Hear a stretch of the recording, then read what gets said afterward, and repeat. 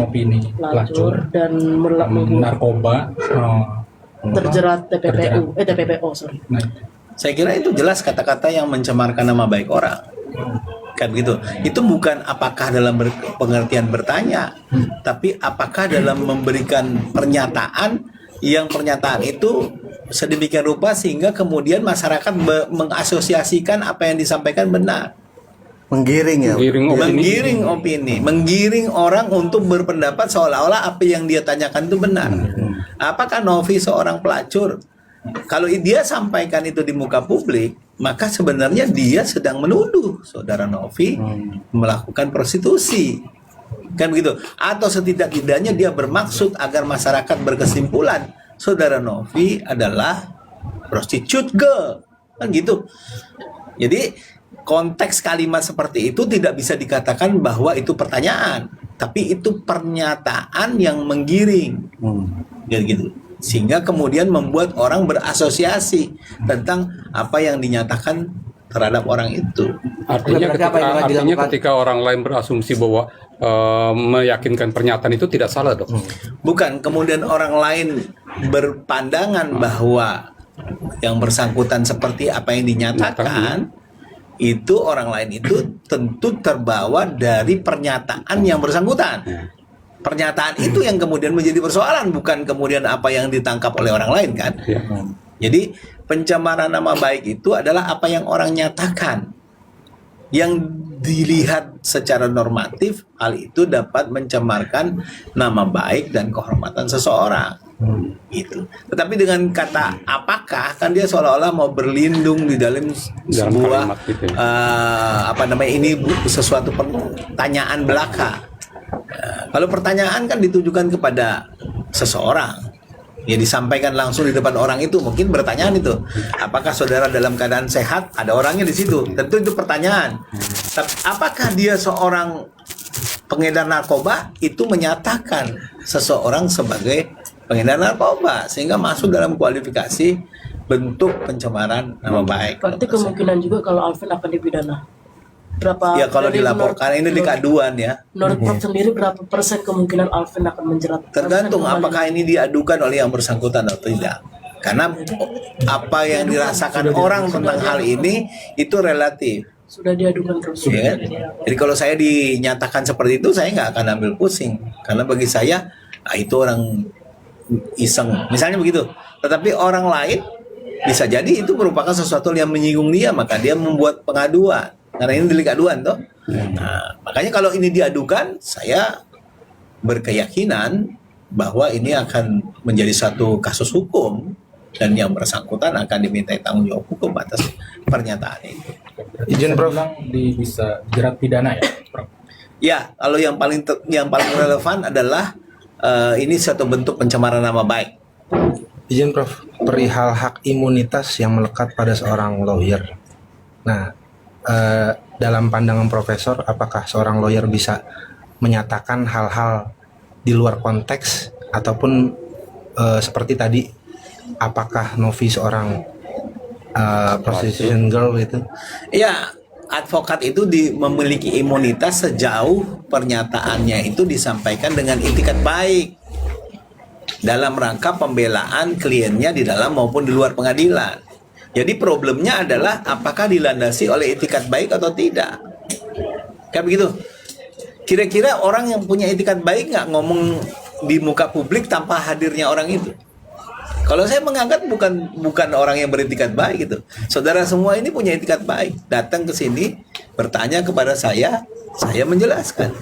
Kalau orang bikin kalimat tanya di muka publik, orang yang nggak ada, kira-kira dia bermaksud bertanya kepada orang itu apa mau menyatakan terhadap keadaan orang itu? Itu serangan ya.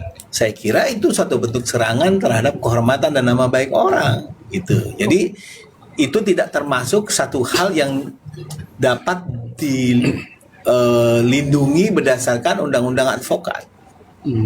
Gitu. Jadi kalau dia dikasih kuasa oleh saudara Agus untuk menyelesaikan kasus-kasus ataupun pernyataan-pernyataan pihak lain yang memojokkan posisi Agus berkenaan dalam hal ini, ya dia bukan membuat statement di media atau membuat pernyataan yang diupload di media sosial. Dia datang ke kantor polisi, dia somasi orang itu, dia gugat ke pengadilan. Itulah pekerjaan advokat kan?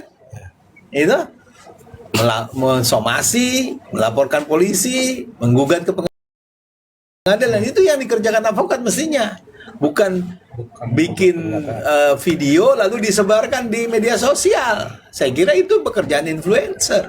Nampaknya yang bersangkutan tidak bisa membedakan mana posisi sebagai influencer, mana sebagai advokat. Nah, ini yang menyebabkan kemudian timbul masalah. Itu bukan sebuah hal yang dapat dilindungi oleh hak imunitas seorang advokat, tindakan seperti itu. Mungkin untuk ancaman hukumannya jika terbukti Alvin seperti dapat mempertanggungjawabkan hukumnya berapa tahun? Undang-Undang ITE yang terakhir itu Undang-Undang Nomor 1 Tahun 2024 itu sekitar 2 tahun ancaman hukumannya. Berarti Prof izin bisa dikatakan saudara AL ini menyalahgunakan wewenang sebagai seorang advokat. Kurang lebih begitu. Wow. Ya, dia dalam bentuk melampaui wewenangnya. Tadi dijelaskan oleh Hakim Agung tuh bentuk-bentuk penyalahgunaan kewenangan. Ini bentuk tindakan yang bisa dikatakan melampaui wewenang. Kalau yang menjadi wewenang dia tadi melaporkan polisi, mensomasi orang, menggugatkan ke pengadilan, kan begitu? Menggugat ke pengadilan itu yang harusnya menjadi wewenangnya sebagai advokat. Tapi kalau membuat statement di media begini begitu, saya kira itu sudah melampaui wewenang. Ini kan lawyer AL ini kan turut menyerang sebuah profesi dari pramugari, Prof. Nah, dia mengatakan katanya banyak kenalan dia pramugari itu sebagai prostitution girl itu. Nah, bagaimana pandangan Profesor perihal selain sebagai profesi seorang advokat, ini kan juga mencederai anak-anak dari seorang pramugari, suami dari pramugari, keluarga dari pramugari, bahkan profesi pramugari itu terkesan sangat rendah gitu loh. Iya, Undang-Undang Nomor 1 Tahun 2024 tentang perubahan Undang-Undang ITE, perubahan kedua Undang-Undang ITE, itu dengan jelas memperluas unsur SARA. Penyebaran kebencian itu bukan hanya terkait dengan kebencian terhadap suku, agama, ras tertentu, tapi juga terkait dengan profesi tertentu. Terkait dengan misalnya pengelompokan orang dalam hal yang lain yang tertentu. Saya kira siapapun tidak bisa terima itu kan, kalau kemudian profesinya diasosiasikan dengan sesuatu hal yang negatif. Saya kira masih dalam ruang lingkup Undang-Undang ITE ya pernyataan itu, karena sudah diperluas apa yang dimaksud dengan pernyataan kebencian itu. Kalau dulu kan sebatas pada SARA, suku, agama, ras, antar golongan. Sekarang ya orang disabilitas, jenis kelamin, etnis. Berarti saya kira pengelompokan orang berdasarkan profesi juga bisa dimasukkan dalam kategori sebagai sebuah ujaran kebencian atau hate speech mengenai hal ini. Berarti bisa dikatakan kalau jika ada asosiasi pramugari pun bisa turut melaporkan saudara pengacara. Sangat mungkin, ya, sangat mungkin. Perihal serangan kalimat juga ke pihak pemerintah, yaitu di era rezim sekarang, bahwasannya di situ terucap menteri-menteri sampah. Itu bagaimana, Prof? Saya kira hal yang sama ya, karena menteri juga menjadi sesuatu hal yang seharusnya dihormati ya. Dia jabatan yang juga harus mendapatkan penghormatan dari masyarakat. Sehingga pernyataan-pernyataan seperti itu sebenarnya tidak pada tempatnya, apalagi disampaikan oleh seorang advokat. Ya kan tidak mengedukasi masyarakat sama sekali kan begitu.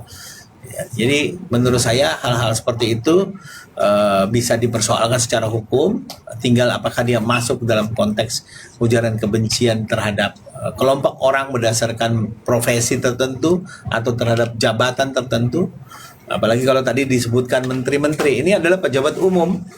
Kalau pejabat umum tentu ada delik tersendiri juga di dalam KUHP saja ada pasal 207 KUHP, penghinaan terhadap pejabat umum atau badan umum.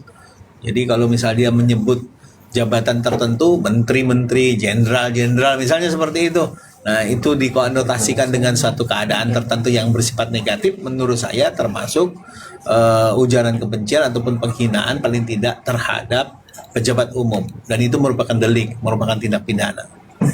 Oke, Thank you. Terima kasih, Prof. Baik, terima kasih. Terima kasih Prof atas waktunya. Baik. Assalamualaikum Prof. Pak Budi